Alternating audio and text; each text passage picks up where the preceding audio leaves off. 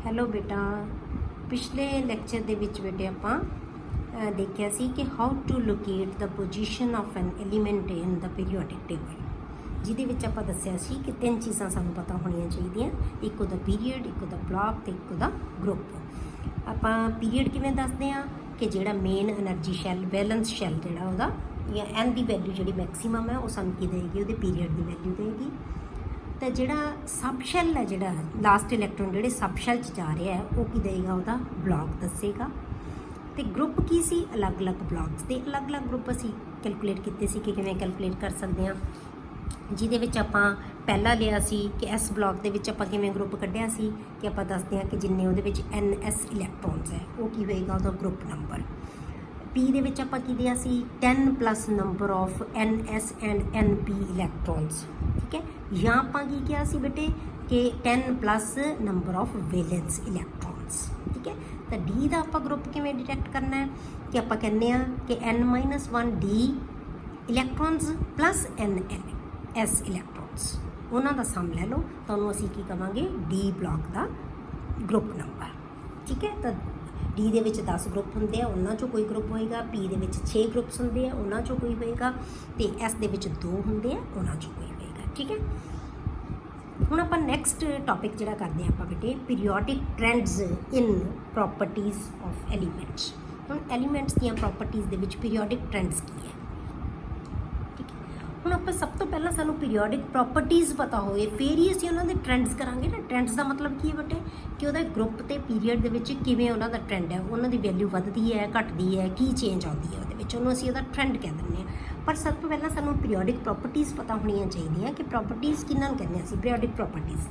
The properties of elements which are directly or indirectly related to the electronic configuration of their atoms, ਕਿ ਉਹ properties elements ਦੀਆਂ ਉਹ properties ਜਿਹੜੀਆਂ directly ਜਾਂ indirectly electronic ਕਨਫਿਗੂਰੇਸ਼ਨ ਦੇ ਉੱਤੇ ਡਿਪੈਂਡ ਕਰਦੀਆਂ, ਉਹਨਾਂ ਨੂੰ ਅਸੀਂ ਕਹਿੰਦੇ ਹਾਂ ਪੀਰੀਓਡਿਕ ਪ੍ਰੋਪਰਟੀਜ਼, ਠੀਕ ਹੈ।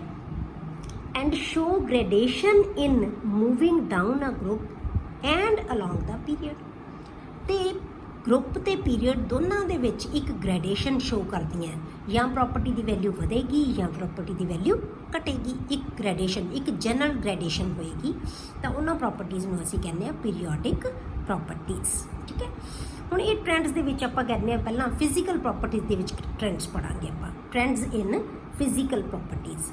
ਹੁਣ ਫਿਜ਼ੀਕਲ ਪ੍ਰੋਪਰਟੀਜ਼ ਦੇ ਵਿੱਚ ਕੀ ਹੈ ਕਿ ਸਾਡੇ ਕੋਲੇ 5 ਅਸੀਂ ਪ੍ਰੋਪਰਟੀਜ਼ ਲਵਾਂਗੇ ਫਿਜ਼ੀਕਲ, ਜਿਨ੍ਹਾਂ ਦੇ ਅਸੀਂ ਟ੍ਰੈਂਡਸ ਜਿਹੜੇ ਉਹ ਡਿਸਕਸ ਕਰਾਂਗੇ, ਜਿਹੜੀਆਂ ਕਿ ਸਾਰੀਆਂ ਹੀ ਪ੍ਰੋਪਰਟੀਜ਼ ਇਲੈਕਟ੍ਰੋਨਿਕ ਕਨਫਿਗੂਰੇਸ਼ਨ ਦੇ ਉੱਤੇ ਡਿਪੈਂਡ ਕਰਦੀਆਂ, ਠੀਕ ਹੈ। ਤਾਂ following are physical properties which are based on electronic configuration of elements. Atomic radius, ionic radius, ਜਾਂ ਬੁੱਕ ਦੇ ਵਿੱਚ ਇਕੱਠਾ ਵੀ ਹੋ ਸਕਦਾ ਹੈ ਅਟੋਮਿਕ ਐਂਡ ਆਇਨਿਕ ਰੇਡੀਅਸ, ਠੀਕ ਹੈ। ਉਸ ਤੋਂ ਬਾਅਦ ਆ ਗਿਆ ionization enthalpy, electron gain enthalpy and electron negativity, ਠੀਕ ਹੈ। ਇਹਨਾਂ ਨੂੰ ਆਪਾਂ ਪੰਜਾਂ ਨੂੰ 1 by 1 ਬੇਟੇ ਡਿਸਕਸ ਕਰਾਂਗੇ, ਠੀਕ ਹੈ। ਪਹਿਲਾਂ ਆਪਾਂ ਲੈਂਦੇ ਹਾਂ ਸਭ ਤੋਂ ਅਟੋਮਿਕ ਰੇਡੀਆਈ। ਰੇਡੀਆਈ ਕਿਹਨੂੰ ਕਹਿੰਦੇ ਆਪਾਂ, ਜਿਹਦਾ ਪਲੂਰਲ, ਰੇਡੀਆਈ ਮਤਲਬ ਜ਼ਿਆਦਾ ਐਟਮਸ ਤੇ ਰੇਡੀਅਸ ਲੈਂਦੇ, ਇੱਕ ਐਟਮ ਦਾ ਅਸੀਂ ਰੇਡੀਅਸ ਕਹਿੰਦੇ ਹਾਂ, ਪਲੂਰਲ ਨੂੰ ਆਪਾਂ ਕਹਿੰਦੇ ਰੇਡੀਆਈ। ਅਟੋਮਿਕ ਰੇਡੀਆਈ ਲੈਂਦੇ ਹਾਂ। ਹੁਣ ਆਪਾਂ ਇਹਨੂੰ ਕਹਿੰਦੇ ਕਿਹਨੂੰ atomic radius. It is defined as the distance from the center of the nucleus to the outermost shell containing the electron, ठीक है। कित्थों तक सेंटर ऑफ न्यूक्लियस लैके कित्थों तक इलैक्ट्रॉन का इन्फ्लुएंस है, ਉਹਨੂੰ ਆਪਾਂ डिस्टेंस ਨੂੰ ਕੀ ਕਵਾਂਗੇ, ਰੇਡੀਅਸ। ਜਿਵੇਂ ਤੁਸੀਂ ਬੇਟੇ ਇੱਕ ਥ੍ਰੈਡ ਲੈ ਕੇ ਉਹਦੇ ਉੱਤੇ ਇੱਕ ਸਟੋਨ ਬੰਨ ਲਿਆ, ਥ੍ਰੈਡ ਤੁਹਾਡੇ ਹੱਥ 'ਚ ਹੈ, ਤੁਸੀਂ ਉਹਨੂੰ ਘੁਮਾਇਆ, ਇਹ ਸਪੋਜ਼ ਕਰ ਲਿਆ ਕਿ ਇਲੈਕਟ੍ਰੋਨ ਘੁੰਮ ਰਿਹਾ ਹੈ। ਹੁਣ ਉਹ ਥ੍ਰੈਡ ਦੀ ਜਿੰਨੀ ਲੰਬਾਈ ਹੈ ਉਹ ਕੀ ਹੈ ਬੇਟੇ, ਉਹਦਾ ਰੇਡੀਅਸ ਹੈ। ਇਹ ਵੱਡਾ ਵੀ ਹੋ ਸਕਦਾ ਹੈ, ਛੋਟਾ ਵੀ ਹੋ ਸਕਦਾ, ਮਤਲਬ ਅਖੀਰਲੇ ਸ਼ੈੱਲ ਤੱਕ ਜਿੰਨਾ ਇਨਫਲੂਐਂਸ ਹੈ ਉਹਨੂੰ ਅਸੀਂ ਕਹਾਂਗੇ ਉਹਦਾ ਰੇਡੀਅਸ, ਠੀਕ ਹੈ। It is not possible to measure the absolute value of atomic radius. ਇਹ ਐਬਸੋਲਿਊਟ ਵੈਲਿਊ ਇਹਦੀ ਕੈਲਕੂਲੇਟ ਕਰਨਾ ਇਹ ਮਤਲਬ ਪੋਸੀਬਲ ਨਹੀਂ ਸਾਡੇ ਲਈ। ਕਿਉਂ ਨਹੀਂ ਪੋਸੀਬਲ? ਕਿਉਂਕਿ ਜਿਹੜਾ ਇਲੈਕਟ੍ਰੋਨ ਹੈ ਨਾ, ਇਹ ਪ੍ਰੋਬੇਬਲ ਹੁੰਦਾ ਬੇਟੇ, ਇਹਦੀ ਪ੍ਰੋਬੇਬਿਲਿਟੀ ਹੁੰਦੀ ਹੈ। ਆਪਾਂ ਪੜ੍ਹਿਆ ਨਾ ਆਰਬਿਟਲ ਕੀ ਕਹਿੰਦੇ ਆ, ਪ੍ਰੋਬੇਬਿਲਿਟੀ ਆਫ ਫਾਈਂਡਿੰਗ ਇਲੈਕਟ੍ਰੋਨ। ठीक है, प्रोबेबल होंगी है पोजीशन, मतलब कि आप कहने वेव नेचर है, तो वेव है जो अप्स एंड डाउनस होंगे, जो इलैक्ट्रॉन जिथे मर्जी हो सकता है, तो असी एक्यूरेटली रेडियस नहीं दस सकते कि इन्ना उहदा एग्जैक्ट रेडियस है। तो फिर आप रेडियस नूं आपां किवें डिटेक्ट कर सकते हैं, किवें असी कैलकुलेट कर सकते हैं, तो आपां की करांगे फिर उन्हां दी बॉन्डिंग के बेस ते कि जिहड़े एटम्स ने आपस दे विच बॉन्ड बनाए हुए हैं, क्योंकि एटम तो कल्ली रहिंदी नहीं, पहला आपां एटम कल्ली कड्ढीए फिर असीं उहदा रेडियस मापीए, ये की है एक बहुत डिफिकल्ट टास्क है। ठीक है, तो आपां उन्हां दी किवें उहने बॉन्ड बना, क्योंकि एटम्स कल्लियां तो रहिंदियां नहीं, बहुत घੱਟ एलीमेंट्स है जिन्हां दी एटम्स फ्री रहिंदियां, तो ये की है हमेशा बॉन्डिंग फॉर्म दे विच रहिंदियां, तो वो किहो जी बॉन्डिंग बनाई हुई है उस बेस ते आपां इन्हां नूं डिवाइड कीता है। तो असी रेडियस है जिहड़े उन्हां एटम्स दे बॉन्डिंग एटम्स दे जिहड़े रेडियस है वो कैलकुलेट करांगे। Depending upon the nature of the bonding in atoms, the atomic radius is expressed in 3 different forms: covalent radius, van der Waals radius and metallic radius. Covalent radius किन्ना दे विच होएगा बेटे, ਜਿਹੜੀਆਂ एटम्स ਦੇ ਵਿੱਚ कोवलेंट बॉन्ड ਬਣਿਆ ਹੋਇਆ ਹੋਏਗਾ। ठीक है, ਜਿਹੜੀਆਂ ਦੋ एटम्स ਦੇ ਵਿਚਕਾਰ कोवलेंट बॉन्ड होएगा ਉਹਨਾਂ ਦਾ रेडियस ਨੂੰ ਅਸੀਂ कोवलेंट रेडियस ਕਹਾਂਗੇ। ਜਿਹੜੀਆਂ एटम्स वैन डर वाल फोर्सिस ऑफ अट्रैक्शन ਨਾਲ अट्रैक्टेड है, मतलब की है ਇਹ ਇਹਨਾਂ ਦੇ ਵਿੱਚ ਕੋਈ बॉन्ड नहीं ਬਣਿਆ ਹੋਇਆ ਹੁੰਦਾ, सिर्फ ਇਹਨਾਂ ਦੇ ਵਿੱਚ ਵੀਕ फोर्स ऑफ अट्रैक्शन ਹੁੰਦੀ ਹੈ, मतलब एटम्स एक दूजे ਦੇ क्लोज ਹੁੰਦੀਆਂ, ਉਹਨੂੰ ਅਸੀਂ वैन डर वाल रेडियस ਕਹਿ ਦਾਂਗੇ। ਤਾਂ ਅੱਗੇ ਆ ਗਿਆ ਮੈਟੈਲਿਕ ਰੇਡੀਅਸ। ਮੈਟੈਲਿਕ ਰੇਡੀਅਸ ਕਿੰਨਾ ਹੁੰਦਾ ਹੁੰਦਾ ਸੋਲਿਡਸ ਦੇ ਵਿੱਚ। ਸੋਲਿਡ ਹੈ ਜਿਹੜੇ ਹਮੇਸ਼ਾ ਬੇਟੇ ਉਹ ਬਹੁਤ ਕਲੋਜ਼ਲੀ ਪੈਕਡ ਹੁੰਦੇ ਆ, ਬਹੁਤ ਕਲੋਜ਼ਲੀ ਪੈਕਡ ਹੁੰਦੇ ਆ, ਤਾਂ ਉਹਨੂੰ ਅਸੀਂ ਕਿਉਂ ਕਹਾਂਗੇ ਮੈਟੈਲਿਕ ਰੇਡੀਅਸ। ਤਾਂ ਇਹਨਾਂ ਨੂੰ ਆਪਾਂ 1 ਬਾਈ 1 ਡਿਸਕਸ ਕਰਦੇ ਹਾਂ ਬੇਟੇ। ਸਭ ਤੋਂ ਪਹਿਲਾਂ ਆਪਾਂ ਲੈਂਦੇ ਹਾਂ ਕੋਵੈਲੈਂਟ ਰੇਡੀਅਸ। ਠੀਕ ਹੈ, ਕੋਵੈਲੈਂਟ ਰੇਡੀਅਸ ਅਸੀਂ ਕਿਹਨੂੰ ਕਹਿੰਦੇ ਹਾਂ? 1/2 of the distance between the centers of the nuclei of two adjacent similar atoms joined by a single covalent bond। अब 2 एटम्स है, आप एक एटम ले ली, आ उहदा न्यूक्लियस है, ये असीं दूजी एटम ले ली, ये उहदा दूजी दा न्यूक्लियस है, ये दोनों ने कोवलेंट बॉन्ड बनाया हुआ है। कोवलेंट बॉन्ड किवें बनदा है बेटे? By the sharing of electrons.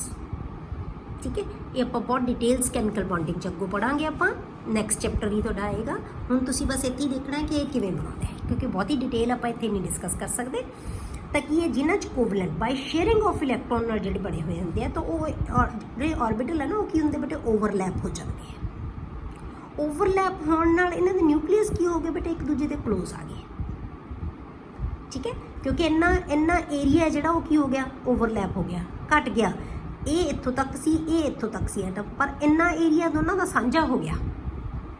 ठीक है, हुण आपां की कहांगे, इन्हां न्यूक्लियस दे विचकार जिन्ना डिस्टेंस है उन्होंने हाफ कर दो, वो की आएगा कोवलेंट रेडियस, मतलब एक एटम का रेडियस इन्ना रह गया। क्लियर हो गया? Half of the distance between the centres of the nuclei of 2 adjacent similar atoms joined by a single bond या सिंगल कोवलेंट बॉन्ड। ये इंटर न्यूक्लियर डिस्टेंस है, इनू असीं बॉन्ड लेंथ कहते हैं। आप नैक्सट चैप्टर के आप करांगे, इनू आप की कहते हैं बॉन्ड लेंथ। न्यूक्लियस ते न्यूक्लियस के विचकार जिहड़ा डिस्टेंस है, ये हाइड्रोजन की एटम का अपन दिखाया हुआ है, ये 74 पिकोमीटर्स होती है, इसकी लेंथ है जी न्यूक्लियस तो न्यूक्लियस तक। पर जे तुसीं हाफ कर दिए तो की रह गया 37 पिकोमीटर्स। 37 पिकोमीटर की हो गया बेटे दा कोवलेंट रेडियस। द रेडियस कितना बन गया? 37 पिकोमीटर्स। क्लियर हो गया? हुण आपां करदे हां बेटे इहदा जिहड़ा दूसरा रेडियस है उन्होंने आपां कहंदे हां वैन डर वाल रेडियस। हुण वैन डर वाल रेडियस किहनूं कहांगे? जिवें आपां उपर कोवलेंट बॉन्ड बनाया सी, इवें असीं कोवलेंट बॉन्ड बनाता मॉलीक्यूल दे विच। हुण मॉलीक्यूल एक सबसटेंस दे विच एक मॉलीक्यूल तां नहीं हुंदा बेटे, इहदे विच करोड़ां ही मॉलीक्यूल्स हुंदे आ। तां मॉलीक्यूल भी एक दूजे दे नेड़े नेड़े होणगे। आ एक मॉलीक्यूल है, 2 एटम्स तो मिलकर बनया हुआ है, ये दूजा मॉलीक्यूल है, इसी तरह होर मॉलीक्यूल सारे होणगे। वो मॉलीक्यूल भी आपस दे विच नेड़े होणगे, पर बॉन्ड नहीं बनाया होया होएगा उन्होंने। हुण ये नेबरिंग एटम्स के विचकार जिहड़ा डिस्टेंस है न्यूक्लियस के विचकार, जो असीं उहदा हाफ कर दांगे उहनूं असीं कहंदे हां वैन डर वाल रेडियस।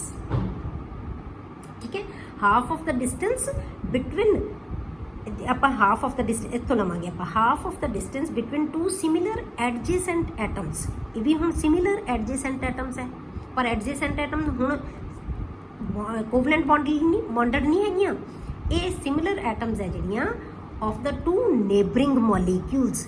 ये एक मॉलीक्यूल है, ये एक मॉलीक्यूल है, ये नेबर एक दूजे दे की है, ये नेबर्स है।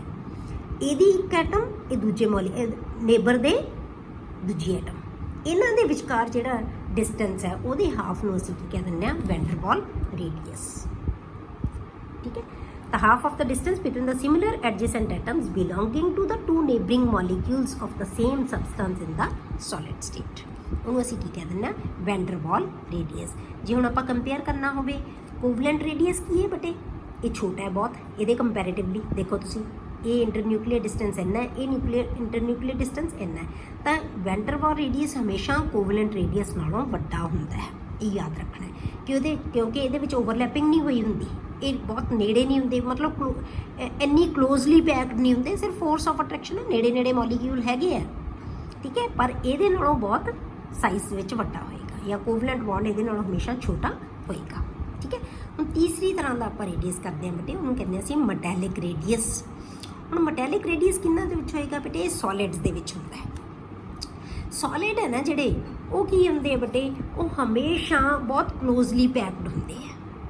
ਸੋਲਿਡ ਕਹਿੰਦੇ ਹੀ ਅਸੀਂ ਉਹਨਾਂ ਨੂੰ ਜਿਹੜੇ ਆਸਾਨੀ ਨਾਲ ਮੂਵ ਨਹੀਂ ਕਰ ਸਕਦੇ। ਜਿਵੇਂ ਆਪਾਂ ਬੋਲਸ ਨੂੰ ਇੱਕ ਡੱਬੇ ਦੇ ਵਿੱਚ ਜਾਂ ਇੱਕ ਬਾਕਸ ਦੇ ਵਿੱਚ ਆਪਾਂ ਬੋਲਸ ਨੂੰ ਟਿਕਾਉਣਾ ਹੋਵੇ, ਕਿਵੇਂ ਅਰੇਂਜ ਕਰ ਸਕਦੇ ਹਾਂ ਆਪਾਂ, ਬਿਲਕੁਲ ਨਾਲ ਰੱਖ ਦਿਓ, ਇਹ ਉਹਨਾਂ ਦੀ ਕਲੋਜ਼ ਪੈਕਿੰਗ ਹੋ ਗਈ। ਜਿਹੜਾ ਉਹਨਾਂ ਦਾ ਅਰੇਂਜਮੈਂਟ ਬਣ ਗਿਆ ਸਾਰਾ, ਉਹ ਕੀ ਬਣ ਗਿਆ, ਉਹਨੂੰ ਅਸੀਂ ਲੈਟਸ ਕਹਿ ਦਿੰਦੇ ਹਾਂ। ਉਹਦਾ ਜਿਹੜਾ ਅਰੇਂਜਮੈਂਟ ਬਣ ਗਿਆ ਉਹਨੂੰ ਲੈਟਸ ਕਿਹਾ ਜਾਂਦਾ ਹੈ। ਤਾਂ ਇਸ ਲੈਟਸ ਦੇ ਵਿੱਚ ਜਿਹੜੀਆਂ ਕੋਈ ਵੀ ਦੋ ਐਡਜੈਸੈਂਟ ਐਟਮ ਲੈ ਲਓ, ਐਡਜੈਸੈਂਟ ਦਾ ਮਤਲਬ ਹੁੰਦਾ ਨਾਲ ਵਾਲੀਆਂ ਐਟਮਸ, ਭਾਵੇਂ ਆਹ ਲੈ ਲਓ, ਭਾਵੇਂ ਜਿਹੜੀ ਮਰਜ਼ੀ ਲੈ ਲਓ, ਦੋ ਐਡਜੈਸੈਂਟ ਐਟਮਸ ਦੇ ਨਿਊਕਲੀਅਸ ਦੇ ਵਿਚਕਾਰ ਜਿਹੜਾ ਡਿਸਟੈਂਸ ਹੈ ਉਹਦਾ ਹਾਫ ਕਰ ਦਿਓ, ਉਹਨੂੰ ਅਸੀਂ ਕੀ ਕਹਾਂਗੇ, ਮੈਟੈਲਿਕ ਰੇਡੀਅਸ। ਠੀਕ ਹੈ, ਕਿਉਂਕਿ ਇਹ ਇੰਟਰਨਿਊਕਲੀਅਰ ਡਿਸਟੈਂਸ ਹੈ, ਤਾਂ ਉਹਦਾ ਹਾਫ ਹੈ ਜਿਹੜਾ, ਉਹ ਕੀ ਹੈ, ਮੈਟੈਲਿਕ ਰੇਡੀਅਸ। ਤਾਂ ਹੁਣ ਮੈਟੈਲਿਕ ਰੇਡੀਅਸ ਹੈ ਬੇਟੇ, ਇਹ ਵੀ ਕੋਵਲੈਂਟ ਬੌਂਡ ਨਾਲੋਂ ਹਮੇਸ਼ਾ ਕੀ ਹੋਏਗਾ, ਵੱਡਾ ਹੋਏਗਾ, ਕਿਉਂਕਿ ਇਹ 'ਚ ਵੀ ਓਵਰਲੈਪਿੰਗ ਨਹੀਂ ਹੁੰਦੀ। ਠੀਕ ਹੈ, ਇਹ 'ਚ ਵੀ ਓਵਰਲੈਪਿੰਗ ਨਹੀਂ ਹੋ ਰਹੀ, ਤਾਂ ਕੋਵਲੈਂਟ ਰੇਡੀਅਸ ਹਮੇਸ਼ਾ ਕੀ ਹੋਏਗਾ, ਸਭ ਤੋਂ ਛੋਟਾ ਹੋਏਗਾ। ਮੈਟੈਲਿਕ ਰੇਡੀਅਸ ਉਸ ਤੋਂ ਵੱਡਾ ਹੋਏਗਾ, ਕਿਉਂਕਿ ਬਹੁਤ ਕਲੋਜ਼ਲੀ ਪੈਕਡ ਹੈ ਇਹ। ਤੇ ਵੈਨ ਡਰ ਵਾਲ ਰੇਡੀਅਸ ਸਭ ਤੋਂ ਵੱਡਾ ਹੋਏਗਾ, ਕਿਉਂਕਿ ਇਹਦੇ ਵਿੱਚ ਮੋਲੀਕਿਊਲ ਦੇ ਵਿੱਚ ਗੈਪ ਵੀ ਹੋ ਸਕਦਾ ਹੈ। ਕਲੀਅਰ ਹੋ ਗਿਆ? ਤਾਂ ਇਹ ਤੁਹਾਡੇ ਕੋਲੇ ਆ ਗਿਆ ਅੱਗੋਂ ਆਰਡਰ ਇਹਨਾਂ ਦਾ। ਜੇ ਦਿਖਾਈਏ ਆਪਾਂ ਤਾਂ ਆਰਡਰ ਕੀ ਹੈ, van der Waals radius is greater than metallic radius is greater than covalent radius. ਠੀਕ ਹੈ, ਹੁਣ ਬੇਟੇ ਆਪਾਂ ਪੜ੍ਹਦੇ ਹਾਂ ਇਹਨਾਂ ਦੀ ਪੀਰੀਓਡਿਸਿਟੀ ਆਫ ਐਟੋਮਿਕ ਰੇਡੀਅਸ। ਹੁਣ ਪੀਰੀਓਡਿਸਿਟੀ ਕੀ ਹੈ ਇਹਦੇ ਵਿੱਚ, ਐਟੋਮਿਕ ਰੇਡੀਅਸ ਦੇ ਪੀਰੀਓਡਿਸਿਟੀ ਦਾ ਮਤਲਬ ਕਿ ਗਰੁੱਪ ਦੇ ਵਿੱਚ ਤੇ ਪੀਰੀਅਡ ਦੇ ਵਿੱਚ ਇਹਦਾ ਟ੍ਰੈਂਡ ਕੀ ਹੈ, ਕਿ ਇਹਦੀ ਪ੍ਰੋਪਰਟੀ ਦੀ ਵੈਲਿਊ ਹੈ ਜਿਹੜੀ ਵਧਦੀ, ਰੇਡੀਅਸ ਵਧੇਗਾ ਕਿ ਘਟੇਗਾ, ਗਰੁੱਪ ਦੇ ਵਿੱਚ ਵਧੇਗਾ ਘਟੇਗਾ, ਜਾਂ ਪੀਰੀਅਡ 'ਚ ਵਧੇਗਾ ਘਟੇਗਾ, ਇਹਨੂੰ ਅਸੀਂ ਪੀਰੀਓਡਿਸਿਟੀ ਕਹਿ ਦਿੰਦੇ ਹਾਂ। ਪਹਿਲਾਂ ਆਪਾਂ ਲੈਂਦੇ ਹਾਂ ਪੀਰੀਅਡ ਦੇ ਵਿੱਚ। ਠੀਕ ਹੈ, ਪੀਰੀਅਡ 'ਚ ਆਪਾਂ ਦੇਖਾਂਗੇ ਕਿ ਇਹਦੇ ਵਿੱਚ ਕੀ ਅਸਰ ਹੁੰਦਾ ਹੈ। Atomic radius of elements decreases from left to right in a period. ਜਦੋਂ ਤੇ ਪੀਰੀਅਡ ਦੇ ਵਿੱਚ ਇੱਕ ਤਾਂ ਤੋਂ ਹਮੇਸ਼ਾ ਬੇਟੇ ਪੀਰੀਅਡ ਨੂੰ ਅਸੀਂ ਲੈਫਟ ਟੂ ਰਾਈਟ ਡਿਸਕਸ ਕਰਾਂਗੇ, ਤੇ ਗਰੁੱਪ ਨੂੰ ਅਸੀਂ ਟੌਪ ਟੂ ਬਾਟਮ ਪੜਾਂਗੇ। ਠੀਕ ਹੈ, ਹਮੇਸ਼ਾ। ਤਾਂ ਪੀਰੀਅਡ ਦੇ ਵਿੱਚ ਜਦੋਂ ਅਸੀਂ ਲੈਫਟ ਟੂ ਰਾਈਟ ਜਾਂਦੇ ਹਾਂ ਤਾਂ ਸਾਈਜ਼ ਹੈ ਜਿਹੜਾ ਹਮੇਸ਼ਾ ਡਿਕਰੀਜ਼ ਹੁੰਦਾ ਜਾਂਦਾ ਹੈ। ਇਹ ਡਿਕਰੀਜ਼ ਹੋਣ ਦਾ ਰੀਜ਼ਨ ਕੀ ਹੈ ਬੇਟੇ, ਕਿਉਂ ਡਿਕਰੀਜ਼ ਹੁੰਦਾ ਹੈ? Because we are adding electron to the same energy shell. ਕਿਉਂਕਿ ਇੱਕ ਪੀਰੀਅਡ ਦੇ ਵਿੱਚ n ਦੀ ਵੈਲਿਊ ਕੀ ਰਹੇਗੀ ਬੇਟੇ, ਸੇਮ। ਜੇ ਦੂਜਾ ਸ਼ੈਲ ਹੈ ਤਾਂ ਅਸੀਂ ਸਾਰੇ ਇਲੈਕਟ੍ਰੋਨ ਦੂਸਰੇ ਸ਼ੈਲ 'ਚ ਹੀ ਪਾਵਾਂਗੇ, ਉਹਦੇ ਸਬ ਸ਼ੈਲ ਡਿਫਰੈਂਟ ਹੋ ਸਕਦੇ ਹੈ, ਚਾਹੇ S ਹੋਵੇ ਚਾਹੇ P ਹੋਵੇ। ਠੀਕ ਹੈ, ਸਬ ਸ਼ੈਲ ਡਿਫਰੈਂਟ ਹੋ ਸਕਦੇ ਹੈ, ਪਰ ਮੇਨ એનર્ਜੀ ਸ਼ੈਲ ਹੈ ਜਿਹੜਾ ਉਹ ਕੀ ਹੈ, ਸੇਮ ਹੈ। ਤਾਂ ਜੇ ਸੇਮ ਸ਼ੈਲ ਦੇ ਵਿੱਚ ਅਸੀਂ ਇਲੈਕਟ੍ਰੋਨ ਐਡ ਕਰਾਂਗੇ ਤਾਂ ਉਹਨਾਂ ਦੇ ਵਿੱਚ ਨਿਊਕਲੀਅਰ ਜਿਹੜਾ ਇਫੈਕਟਿਵ ਨਿਊਕਲੀਅਰ ਚਾਰਜ ਹੈ ਨਾ, ਉਹ ਕੀ ਹੈ, ਵੱਧਦਾ ਜਾਏਗਾ। ਤੇ ਨਿਊਕਲੀਅਸ ਹੈ ਜਿਹੜਾ ਉਹ ਇਲੈਕਟ੍ਰੋਨਸ ਨੂੰ ਜ਼ਿਆਦਾ ਫੋਰਸ ਨਾਲ ਆਪਣੇ ਵੱਲ ਨੂੰ ਅਟਰੈਕਟ ਕਰ ਸਕਦਾ ਹੈ।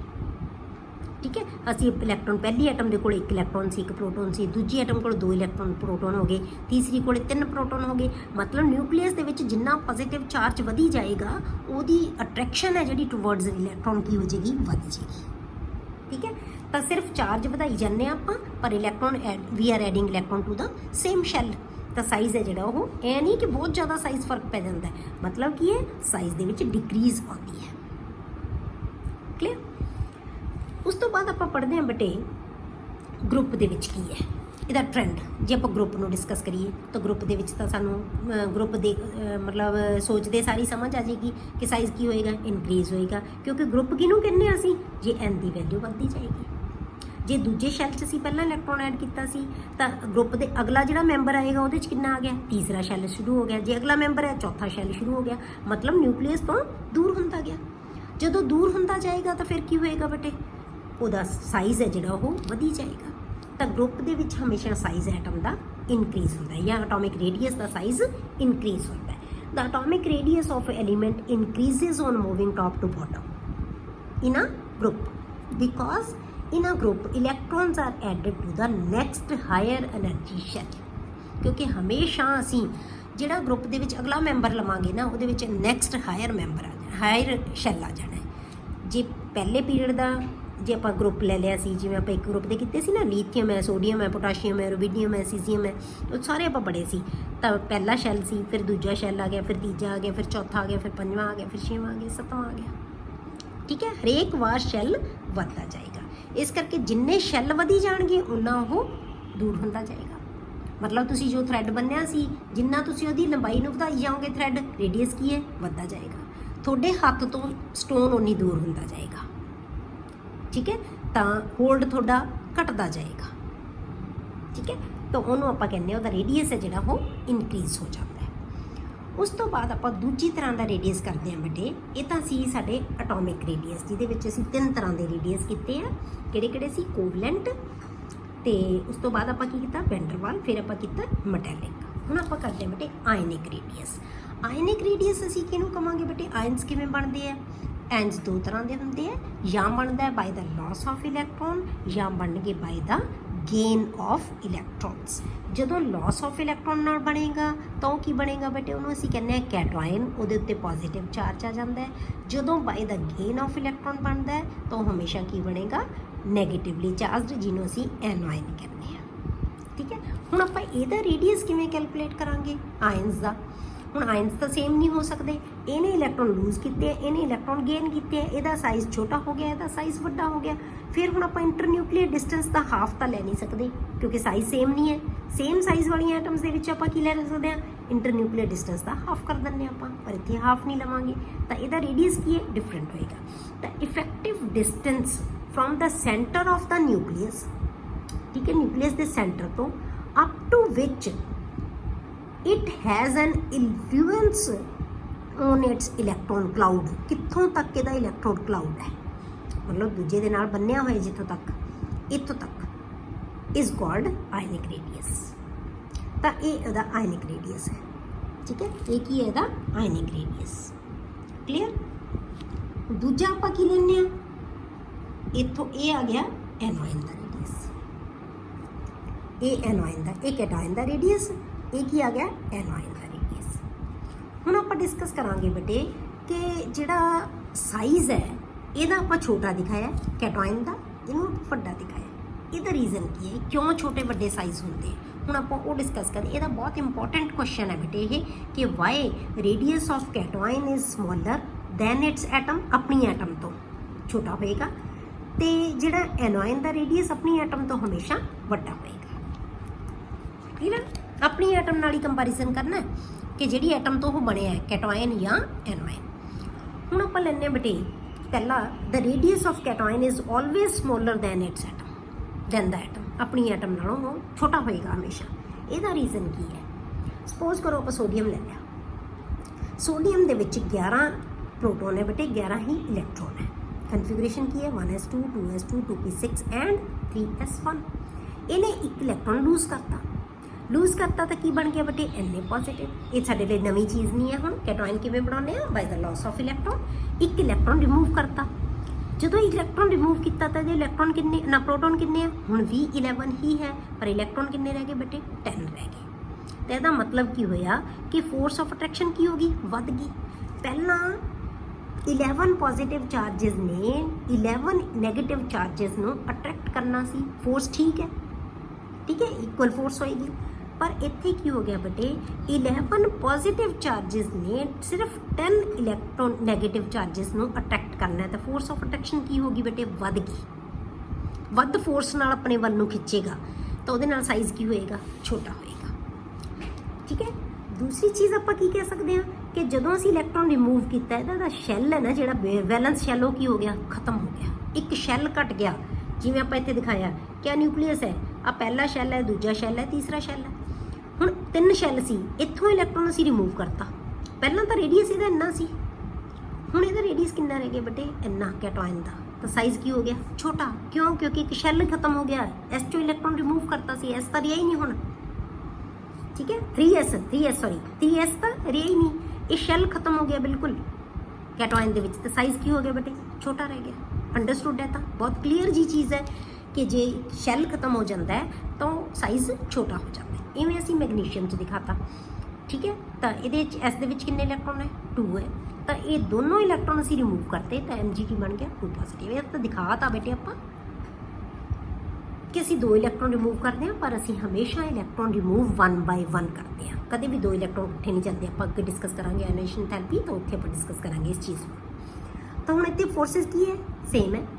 इत्थे की हो गया बेटे? फोर्स वध गई। प्रोटोन पॉजिटिव चार्जिस 12 है, पर नैगेटिव कितने रह गए? 10। ज़्यादा फोर्स नाल अट्रैक्ट करेगा, साइज की होएगा? छोटा होएगा। तो इसका मतलब ਇਹਦਾ रीजन की है बेटे? 2 रीजन है। आप जो रीजन लिखने हो तो रीजन की है? Disappearance of the valence shell. अब वैलेंस शेल खत्म हो गया, ठीक है। ये वैलेंस शेल खत्म हो गया, डिसअपीयर हो गया, शेल खत्म हो गया। दूसरी चीज़ increase of effective nuclear charge. इत्थे सेम सी पॉजिटिव नैगेटिव चार्ज, इत्थे न्यूक्लियर चार्ज की है बेटे? वध गया। इत्थे 11 है, 10 ਨੂੰ अट्रैक्ट करना है, दैन इनू कहने असीं इफेक्टिव न्यूक्लियर चार्ज, ठीक है। तो इफेक्टिव न्यूक्लियर चार्ज की हो गया? इफेक्ट है जिहड़ा न्यूक्लियर चार्ज का ज़्यादा हो गया ये उत्ते, तो इन्हूं कहने इफेक्टिव न्यूक्लियर चार्ज। तो ये 2 चीज़ां करके जिहड़ा साइज़ है कैटोआयन का हमेशा अपनी एटम नालों की हुंदा है? छोटा हुंदा है, ठीक है। दूसरी चीज़ करते हैं आपां कि radius of anion is always greater than या लार्जर दैन इट्स एटम। अपनी एटम नालों वड्डा साइज़ होंदा है हमेशा एनोआयन का। हुण इहदा रीजन की देवांगे? सपोज करो आपां ले लिया एफ दी इलैक्ट्रॉनिक कन्फिगरेशन लिखनी, 9 नंबर होंदा है, 1s2 2s2 2p 5। इन्हें एक इलैक्ट्रॉन गेन कर लिया तो की बन गया? F negative. तो की बन गया? 2p6। इलैक्ट्रॉन ते प्रोटॉन किन्ने सी बेटे? सेम 9 9, पर इत्थे प्रोटॉन तो हुण भी 9 ही रहणगे, पर इलैक्ट्रॉन किन्ने हो गए? 10। इफेक्टिव न्यूक्लियर चार्ज की हो गया बेटे? घट गया। इफेक्टिव न्यूक्लियर चार्ज मतलब इफेक्ट घट जाएगा, क्योंकि 9 पॉजिटिव चार्जिस ने 10 नैगेटिव चार्जिस नू अट्रैक्ट करना है, तो उसकी फोर्स ऑफ अट्रैक्शन की होएगी? घटेगी, ठीक है।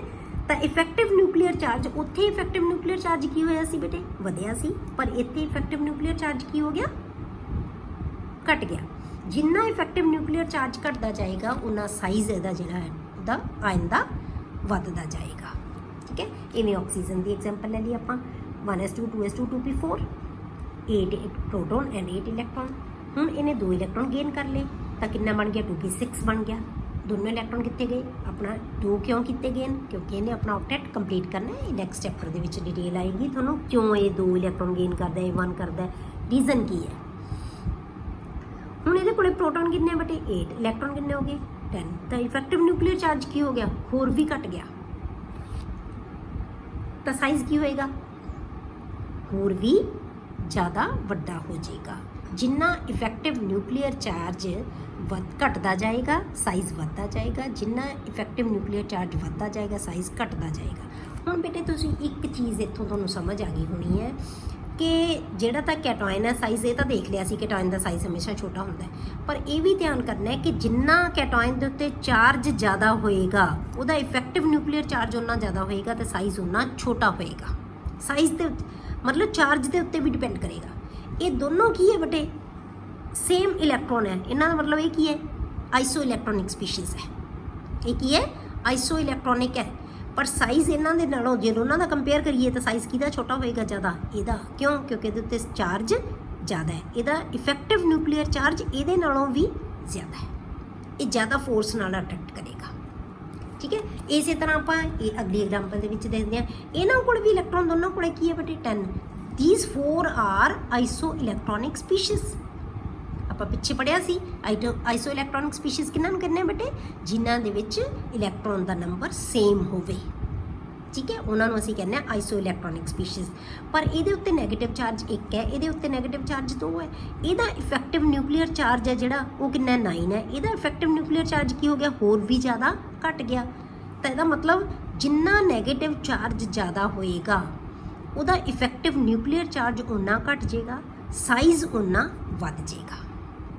ਤਾਂ ਪੋਜ਼ਿਟਿਵ ਚਾਰਜ ਜਿੰਨਾ ਜ਼ਿਆਦਾ ਹੋਏਗਾ ਐਟਮ ਦਾ ਸਾਈਜ਼ ਉਨਾ ਘਟਦਾ ਜਾਏਗਾ, ਨੈਗੇਟਿਵ ਚਾਰਜ ਜਿੰਨਾ ਵੱਧਦਾ ਜਾਏਗਾ ਸਾਈਜ਼ ਉਨਾ ਵੱਧਦਾ ਜਾਏਗਾ। ਠੀਕ ਹੈ, ਤਾਂ ਹੁਣ ਆਪਾਂ ਕਰਦੇ ਹਾਂ ਆਈਸੋ ਇਲੈਕਟ੍ਰੋਨਿਕ ਸਪੀਸ਼ੀਜ਼ ਕਿਹਨਾਂ ਨੂੰ ਕਹਿੰਦੇ ਆਪਾਂ। ਇਹ ਆਪਾਂ ਪੜ੍ਹਿਆ ਹੋਇਆ ਕਿ ਕਿਹੜੀਆਂ ਹੁੰਦੀਆਂ, ਜਿਨ੍ਹਾਂ ਦੇ ਵਿੱਚ ਸੇਮ ਨੰਬਰ ਆਫ ਇਲੈਕਟ੍ਰੋਨਸ ਹੋਣ। ਤਾਂ ਉੱਪਰ ਵਾਲੀਆਂ ਚਾਰੋਂ ਸਪੀਸ਼ੀਜ਼ ਹੈ ਜਿਹੜੀਆਂ, ਉਹ ਕੀ ਹੈ ਬੇਟੇ, ਆਈਸੋ ਇਲੈਕਟ੍ਰੋਨਿਕ ਸਪੀਸ਼ੀਜ਼। ਹੁਣ ਇਹਦੇ ਵਿੱਚ ਟ੍ਰੈਂਡ ਕੀ ਆਏਗਾ, the cation with greater positive charge has smaller radius. ਮੈਂ ਤੁਹਾਨੂੰ ਪਹਿਲਾਂ ਚੀਜ਼ ਦੱਸਤੀ ਕਿ ਕੈਟਾਇਨ ਜਿਹਦੇ ਉੱਤੇ ਪੋਜ਼ਿਟਿਵ ਚਾਰਜ ਜ਼ਿਆਦਾ ਹੋਏਗਾ ਉਹਦਾ ਰੇਡੀਅਸ ਹੈ ਜਿਹੜਾ ਉਹ ਕੀ ਹੋਏਗਾ, ਸਮਾਲਰ ਹੋਏਗਾ, ਛੋਟਾ ਸਭ ਤੋਂ ਹੋਏਗਾ। And the anion with greater negative charge has the larger radius. ਜੇ ਆਪਾਂ ਚਾਰਾਂ ਆਈਸੋ ਇਲੈਕਟ੍ਰੋਨਿਕ ਸਪੀਸ਼ੀਜ਼ ਦੇ ਦਾ ਕੰਪੇਅਰ ਕਰਨਾ ਹੋਵੇ ਤਾਂ ਜਿੰਨਾ ਪੋਜ਼ਿਟਿਵ ਚਾਰਜ ਜ਼ਿਆਦਾ ਹੈ ਸਪੀਸ਼ੀਜ਼ ਦਾ ਉਨਾ ਰੇਡੀਅਸ ਛੋਟਾ ਹੋਏਗਾ, ਜਿੰਨਾ ਨੈਗੇਟਿਵ ਚਾਰਜ ਜ਼ਿਆਦਾ ਹੈ ਉਹਦਾ ਸਾਈਜ਼ ਉਨਾ ਵੱਡਾ ਹੋਏਗਾ। ਤਾਂ ਇਹਨੂੰ ਤੁਸੀਂ ਬਹੁਤ ਚੰਗੀ ਤਰ੍ਹਾਂ ਦੇਖ ਕੇ ਦੱਸ ਸਕਦੇ ਹੋ ਕਿ ਮੈਗਨੀਸ਼ੀਅਮ 2 ਪੋਜ਼ਿਟਿਵ ਦਾ ਸਾਈਜ਼ ਸਭ ਤੋਂ ਛੋਟਾ ਹੋਏਗਾ ਚਾਰਾਂ ਦੇ ਵਿੱਚ। ਥੀਸ 4 ਆਰ ਆਈਸੋ ਇਲੈਕਟ੍ਰੋਨਿਕ ਸਪੀਸ਼ੀਜ਼, ਸਾਰਿਆਂ ਕੋਲੇ 10-10 ਇਲੈਕਟ੍ਰੋਨ ਹੈ। ਤੇ ਸਭ ਤੋਂ ਵੱਡਾ ਸਾਈਜ਼ ਕਿਹਦਾ ਹੋਏਗਾ, O2 ਨੈਗੇਟਿਵ ਦਾ। ਠੀਕ ਹੈ, these are isoelectronic species. Magnesium 2 positive has smallest radius but O2 negative has largest radius. Reason की दोगे क्योंकि ਇਹਦੇ ਕੋਲੇ ਸਾਈਜ਼ ਜਿਹੜਾ ਚਾਰਜ ਹੈ ਉਹ ਕੀ ਹੈ, ਜ਼ਿਆਦਾ ਹੈ, ਤੇ ਇਹਦੇ ਕੋਲੇ ਚਾਰਜ ਨੈਗੇਟਿਵ ਜ਼ਿਆਦਾ ਹੈ। ਇਹਦਾ ਇਫੈਕਟਿਵ ਨਿਊਕਲੀਅਰ ਚਾਰਜ ਸਭ ਤੋਂ ਜ਼ਿਆਦਾ ਹੈ ਇਹਨਾਂ ਚੋਂ, ਇਹਦਾ ਇਫੈਕਟਿਵ ਨਿਊਕਲੀਅਰ ਚਾਰਜ ਇਹਨਾਂ ਸਭ ਤੋਂ ਘੱਟ ਹੋਏਗਾ। ਕਲੀਅਰ ਹੋ ਗਈ ਬੇਟੇ। ਇਹ ਆ ਗਿਆ ਦੋ ਪ੍ਰੋਪਰਟੀਜ਼ ਦੇ ਵਿੱਚ ਆਪਾਂ ਟ੍ਰੈਂਡ ਕੀਤਾ ਕਿ ਜਿਹੜਾ ਟ੍ਰੈਂਡ ਇਹਦਾ ਆਏਗਾ ਨਾ ਆਇਨਿਕ ਰੇਡੀਅਸ ਦਾ, ਉਹ ਸੇਮ ਹੋਏਗਾ ਜੋ ਆਪਾਂ ਐਟੋਮਿਕ ਰੇਡੀਅਸ ਪੜ੍ਹਿਆ ਸੀ। ਮਤਲਬ ਕਿ ਪੀਰੀਅਡ ਦੇ ਵਿੱਚ ਜਿਹੜਾ ਆਇਨਿਕ ਰੇਡੀਅਸ ਹੈ ਉਹ ਕੀ ਹੋਏਗਾ, ਡਿਕਰੀਜ਼ ਹੁੰਦਾ ਜਾਏਗਾ, ਪਰ ਗਰੁੱਪ ਦੇ ਵਿੱਚ ਇਨਕਰੀਜ਼ ਹੋ। ਸੇਮ ਟ੍ਰੈਂਡ ਰਹੇਗਾ, ਕੋਈ ਫਰਕ ਨਹੀਂ ਹੋਣਾ, ਕਿਉਂਕਿ ਆਇਨ ਬਣਨਾ ਹੈ ਤਾਂ ਉਸੇ ਐਟਮ ਤੋਂ ਹੀ ਬਣਨਾ ਹੈ। ਠੀਕ ਹੈ, ਤਾਂ ਜੇ ਇੱਕ ਗਰੁੱਪ ਦਾ ਇੱਕ ਮੈਂਬਰ ਦਾ ਜੇ ਸ਼ੈੱਲ ਘਟਿਆ ਤਾਂ ਉਸ ਤੋਂ ਅਗਲੇ ਮੈਂਬਰ ਦਾ ਵੀ ਸ਼ੈੱਲ ਘਟਿਆ, ਤਾਂ ਪਰ ਇੱਕ ਤਾਂ ਵਧਿਆ ਹੀ ਹੈ ਨਾ। ਜੇ ਪਹਿਲੇ ਪੀਰੀਅਡ ਦੇ ਵਿੱਚ ਆਪਾਂ ਮੈਂਬਰ ਲੈ ਲਿਆ, ਜਿਵੇਂ ਆਪਾਂ ਲੀਥੀਅਮ ਤੇ ਸੋਡੀਅਮ ਦਾ ਕੰਪੈਰੀਜ਼ਨ ਕਰਨਾ ਹੈ, ਲੀਥੀਅਮ ਕੋਲੇ 2 ਸ਼ੈੱਲ ਹੈ, ਸੋਡੀਅਮ ਕੋਲੇ 3 ਸ਼ੈੱਲ ਹੈ। ਜੇ ਆਪਾਂ ਆਇਨ ਬਣਾ ਦਈਏ ਤਾਂ ਲੀਥੀਅਮ ਦਾ ਇੱਕ ਪਹਿਲਾ ਸ਼ੈੱਲ ਖਤਮ ਹੋ ਜਾਏਗਾ, ਕੈਟਾਇਨ ਬਣ ਗਿਆ। ਜੇ ਆਪਾਂ ਸੋਡੀਅਮ ਦਾ ਕੈਟਾਇਨ ਬਣਾ ਦਈਏ ਤਾਂ 3rd ਸ਼ੈੱਲ ਖਤਮ ਹੋ ਗਿਆ, ਪਰ ਹੁਣ ਵੀ ਉਹਦੇ ਕੋਲੇ 1 ਰਹਿ ਗਿਆ, ਉਹਦੇ ਕੋਲੇ 2 ਹੈ। ਸਾਈਜ਼ ਤਾਂ ਹੁਣ ਵੀ ਵੱਡਾ ਹੀ, ਮਤਲਬ ਸਾਈਜ਼ ਮਤਲਬ ਟ੍ਰੈਂਡ ਦੇ ਵਿੱਚ ਕੋਈ ਫਰਕ ਨਹੀਂ ਪੈਣਾ, ਚਾਹੇ ਉਹ ਆਇਨਿਕ ਹੈ ਚਾਹੇ ਉਹ ਜਿਹੜਾ ਐਟੋਮਿਕ ਹੈ। ਠੀਕ ਹੈ, ਤਾਂ ਸਾਈਜ਼ ਹੈ ਜਿਹੜਾ ਉਹ ਟ੍ਰੈਂਡ ਉਹੀ ਰਹੇਗਾ। ਪੀਰੀਅਡ ਦੇ ਵਿੱਚ ਸਾਈਜ਼ ਘਟਦਾ ਜਾਏਗਾ ਤੇ ਗਰੁੱਪ ਦੇ ਵਿੱਚ ਸਾਈਜ਼ ਵੱਧਦਾ ਜਾਏਗਾ, ਚਾਹੇ ਉਹ ਐਟੋਮਿਕ ਰੇਡੀਅਸ ਹੈ ਚਾਹੇ ਆਇਨਿਕ ਰੇਡੀਅਸ ਹੈ। ਨੈਕਸਟ ਪ੍ਰੋਪਰਟੀ ਬੇਟੇ ਆਪਾਂ ਅਗਲੇ ਲੈਕਚਰ ਦੇ ਵਿੱਚ ਡਿਸਕਸ ਕਰਾਂਗੇ।